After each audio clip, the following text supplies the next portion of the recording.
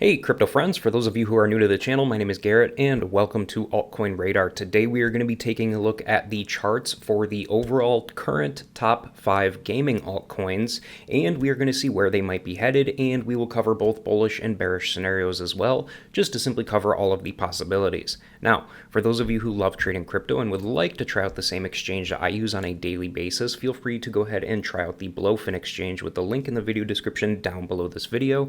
Now, the big reason why I love using the Blowfin exchange is because they allow anybody from anywhere to be able to sign up and trade crypto futures. So if you're from the United States and you want to trade crypto futures, you can do it right here on the Blowfin exchange.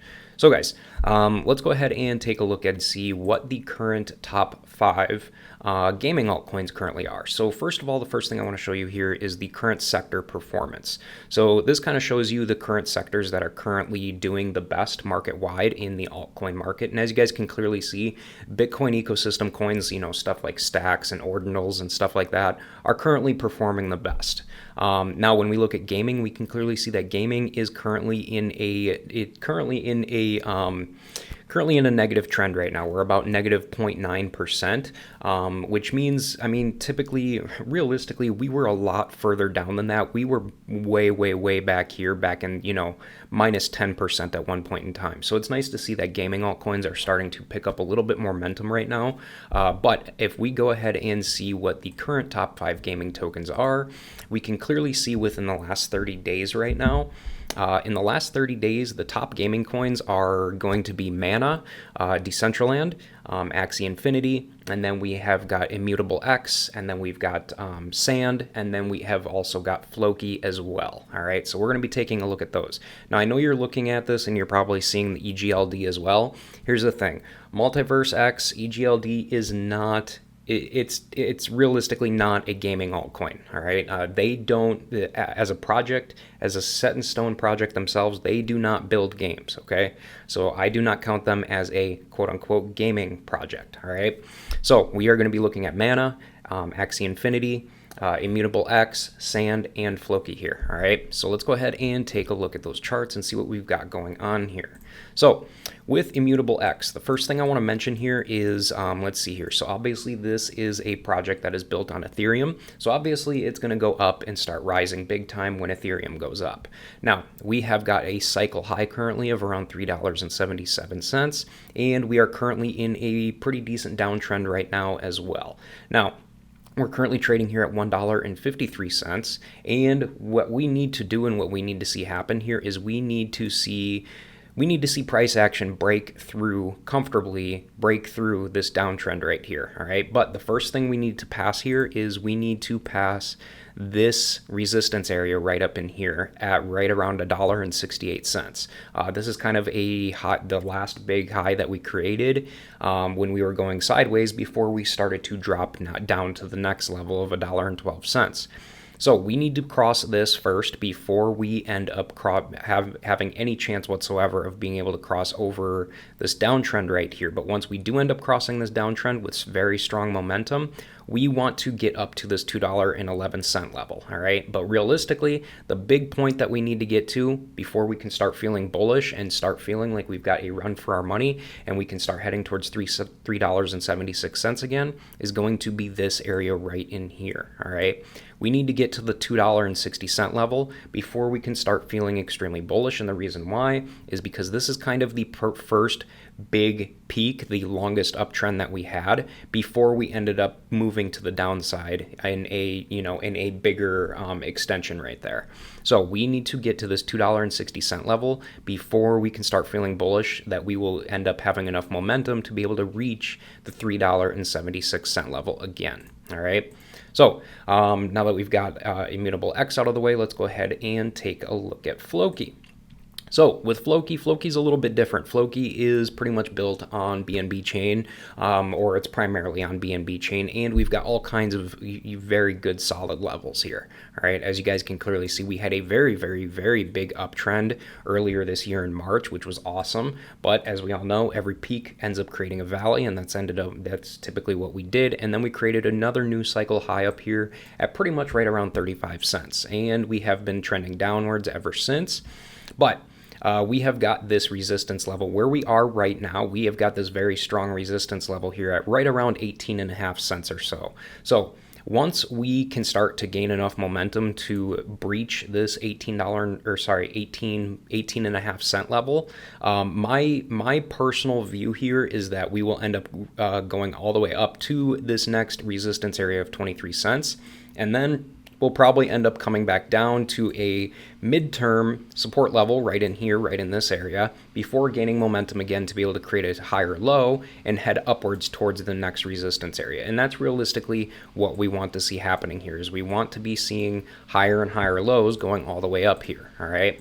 Now, when that's going to happen, to be honest with you guys, I am not one of those hype type of YouTubers, as a lot of you already know, so I can't tell you when that's going to happen because, I mean, I'm not a magician and I'm not a fortune teller, so I can't see the future. But realistically, that's what we want to see. But based off of what price action is looking like right now, we're currently trending downwards. We are on the second day of trending downwards, and what I could see happening here is we could end up dropping down to possibly this midterm support area right in here, so right down in here somewhere. But if that doesn't hold, we will most definitely end up dropping all the way down to this big support area down here of 12 cents again, all right? But depending on the overall momentum in the entire market, you know, we should end up bouncing at one of these levels, possibly right down here at 12 cents, and being able to bounce very strongly and finally breaking it, all right? So now that we've got Floki out of the way, let's go ahead and take a look at Axie Infinity. So when we're taking a look at Axie Infinity here, we can clearly see we've got a cycle high currently of around $13.50. This thing, people love Axie Infinity. Why? I have no idea.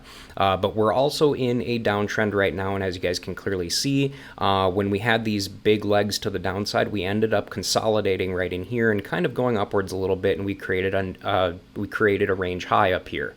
Now this range high is around $8.68, but we didn't have enough momentum to break through the downtrend at that point in time, and that's kind of, you know, a good pivotal point in this downtrend right here as well.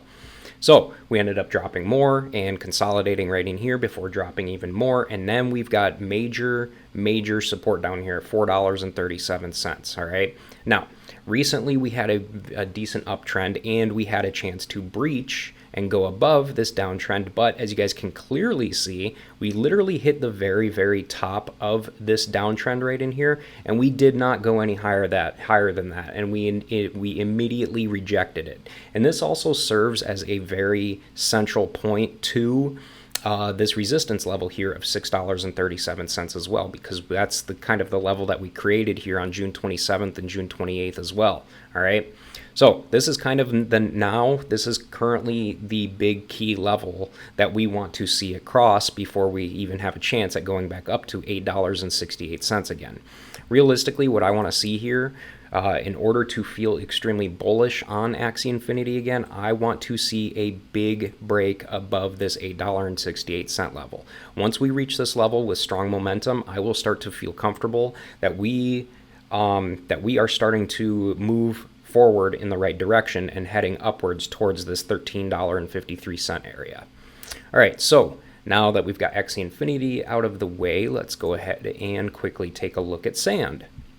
So Sand, we have got a high here of around, a cycle high here of around 82 cents, and we are currently trading at roughly 32 cents, so that's a pretty damn big drop, to be honest with you.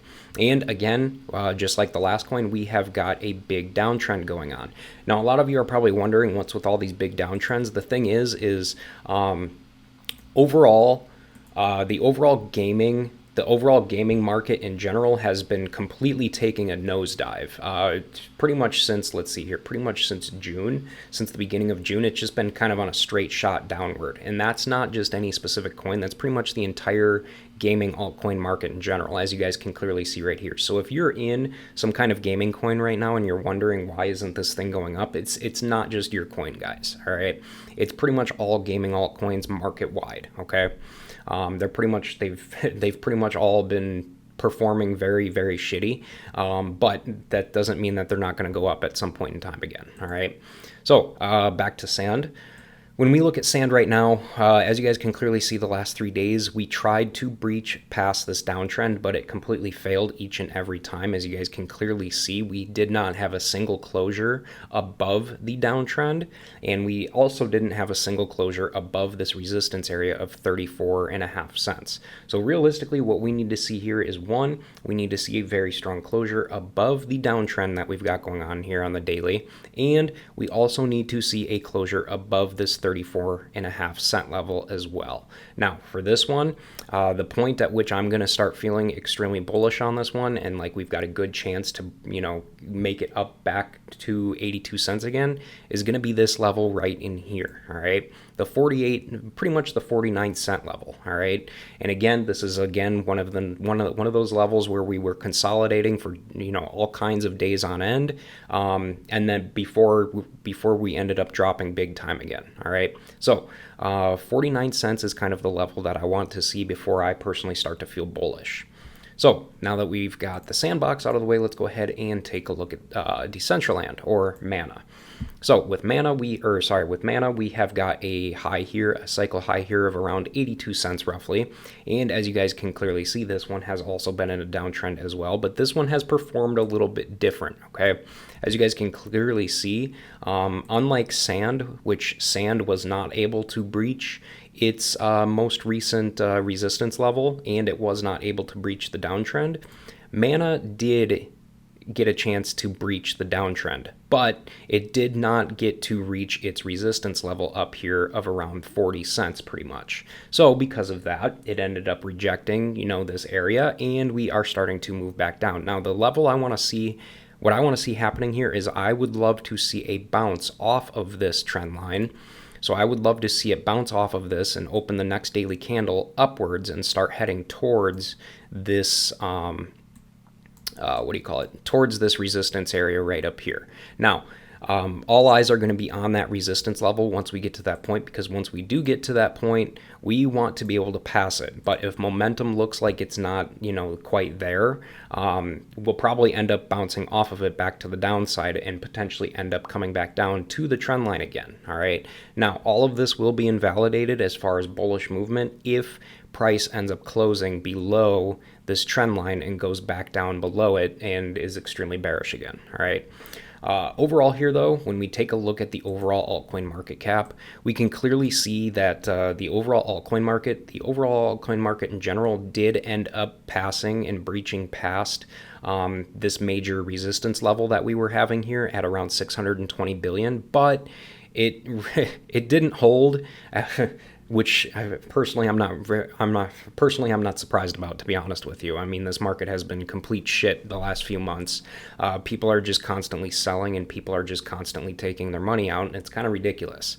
But as you guys can clearly see, we are back to that $620 billion level once again, and what needs to happen is we need to get back above it, and we need to be able to hold strongly above it and start opening some green candles and creating some higher lows, going all the way back upwards. All right, we want to be seeing a step-by-step fashion and creating higher lows going all the way up in order to start feeling bullish again. And with the overall altcoin market in general, I personally will not start feeling extremely bullish, like altcoins are about to start having another big leg up to the upside until we breach this point right up here, all right, which is right around the $720 billion level.